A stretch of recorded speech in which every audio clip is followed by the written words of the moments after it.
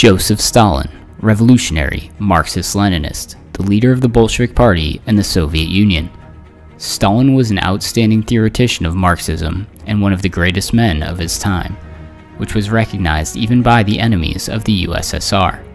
However, after the death of Stalin, his role in history was radically revised. Anti-Stalinist hysteria has generated a large number of myths which are used as anti-communist propaganda. Who was Joseph Stalin in reality, and what role did he play in the history of the Soviet Union?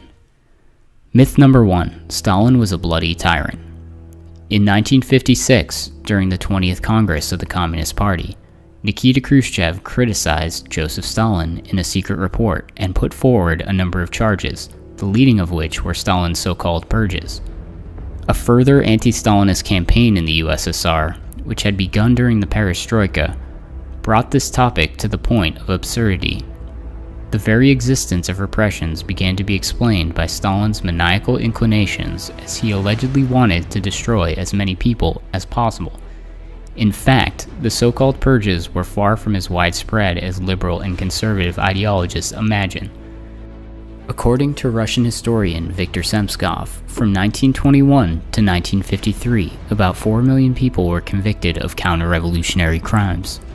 Of these, about 1.4 million were convicted during the years 1937 to 1938. Of these, about 680,000 were sentenced to death. Between 1918 and 1958, about 400 million people lived on the territory of the USSR, and no more than 2.5% of Soviet citizens suffered from purges. In reality, about 97.5% of the USSR population was not subjected to any repression at all. This strategy of focusing on Stalin's actions is an attempt of businessmen to hide their wealth. They do not want us to talk about how they received their wealth by exploiting workers, but rather about Stalin. The ruling class of capitalists uses all possible means to maintain their power. Right now, monopolies all over the planet are repressing many people in the interests of a handful of oligarchs. And since the capitalists apply repressions against their opponents, so should the proletariat. It can and must punish those who oppose the power of the working class and steal what was produced by the workers. The repressions in the USSR were aimed not at the maximum destruction of the people, as modern ideologists are trying to imagine, but at the struggle against counter-revolution, which means against those who tried to destroy socialism and restore the old order. The aggravation of the class struggle during the construction of socialism led to the intensification of anti-Soviet activity by a number of opportunists from the left and right wings in the party, as well as other anti-Soviet elements and foreign agents. Hundreds of volumes of investigative documents related to the trials of opposition leaders, conspirators, and traitors in state security agencies and the armed forces indicate that most of the convicts were indeed guilty. Of course, there were mistakes. The situation was worsened by some party secretaries and leaders of the NKVD, who wanted to strengthen their positions by fighting the enemies of the people too hard, which sometimes led to unjustified accusations of Soviet citizens. As a result, the reasons of why the purges occurred do not lie in the plane of the personal will of Stalin, but were caused by a number of objective reasons and the historical situation of the USSR in the 30s. Myth number 2. Stalin was a bad commander. In his report and memoirs, Khrushchev noted that in the early days of the Great Patriotic War, Stalin was psychologically depressed and absent from the workplace, was hiding in the countryside, and only the Politburo could bring him back to work. A similar version of events exists in the memoirs of Anastas Mikoyan, though its origins are questionable. However, as evidenced by the published journal of visits to Stalin's office, he spent all the first days of the German attack working hard in his cabinet in the Kremlin and regularly met visitors, among whom were many party, military, and government officials. Stalin did not leave his post even in the most dangerous days of the war. In the fall of 1941, instead of evacuating, he preferred to stay in besieged Moscow and continue working and encouraging people. An important event was the parade of November 7th in honor of the 24th anniversary of the Great October Revolution. Stalin's speech, delivered from the Lenin Mausoleum, was of great political significance for the Soviet Union and strengthen the fighting spirit of the entire Soviet people. The report on the cult of personality also noted the negative role of Stalin as commander-in-chief, whose interference in the course of operations allegedly led to negative consequences. In reality, Stalin took an active part in discussing and developing military plans. For example, the encirclement and defeat of Nazi armies in Stalingrad, the victorious Battle of Kursk, and liberation of Belarus were only several of these plans which Stalin actively participated in. During 10 strategic operations developed with the participation of Stalin, by the end of 1944, all Soviet territory was liberated from the Nazis. These operations will go down in history as the 10 Stalin strikes.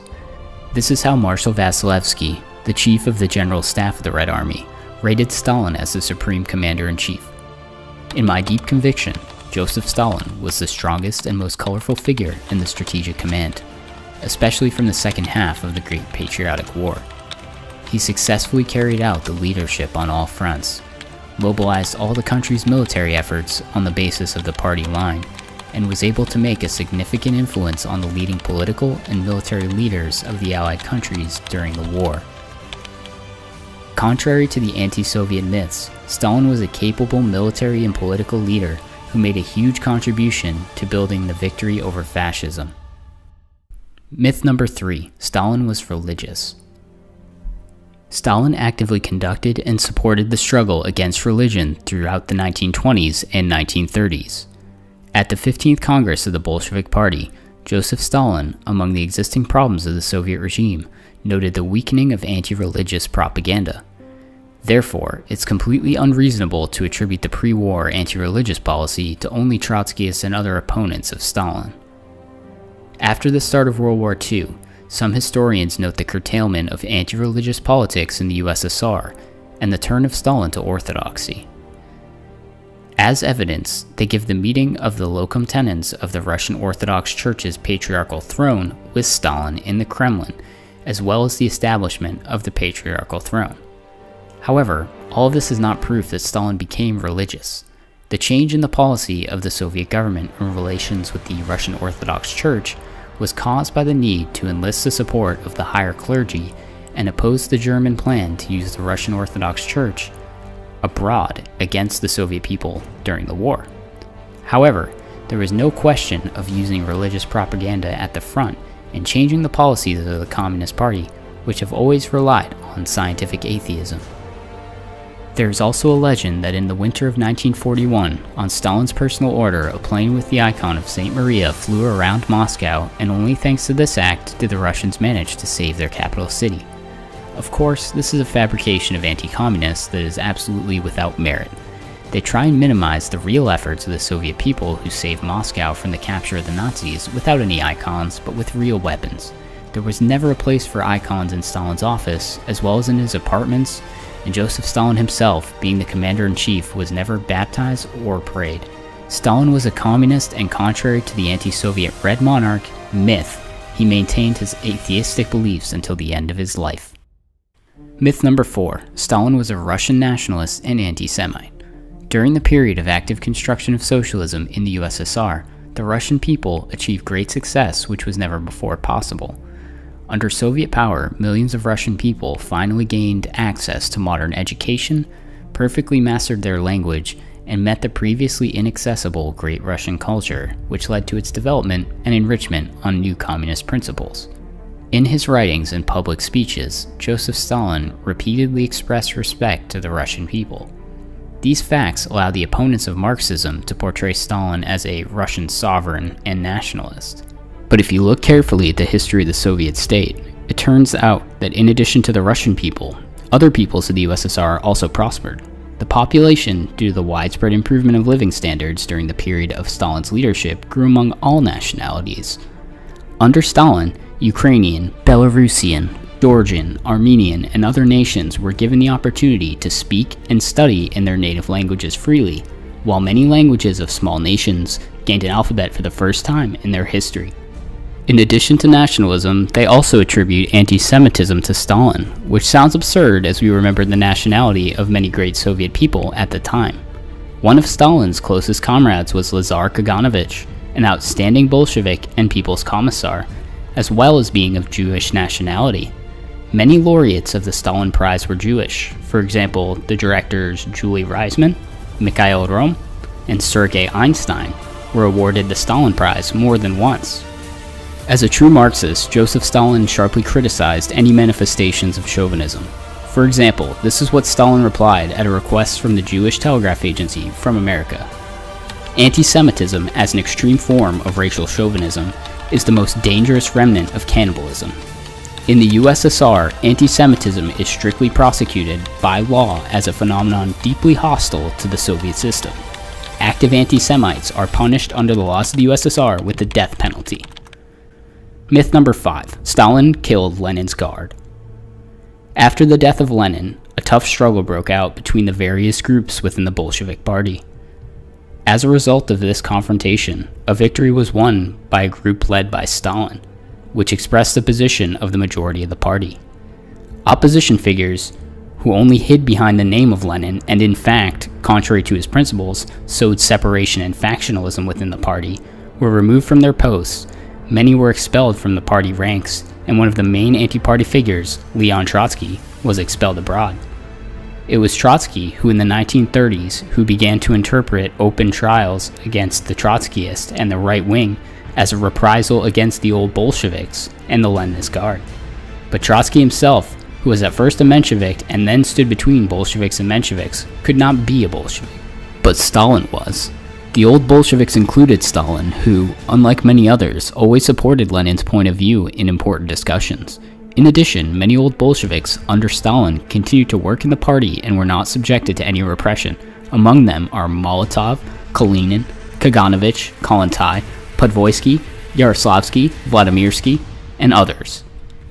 Repressions against the old party leaders such as Bukharin, Zinoviev, Kamenev, and others were far from belonging to the Leninist circle.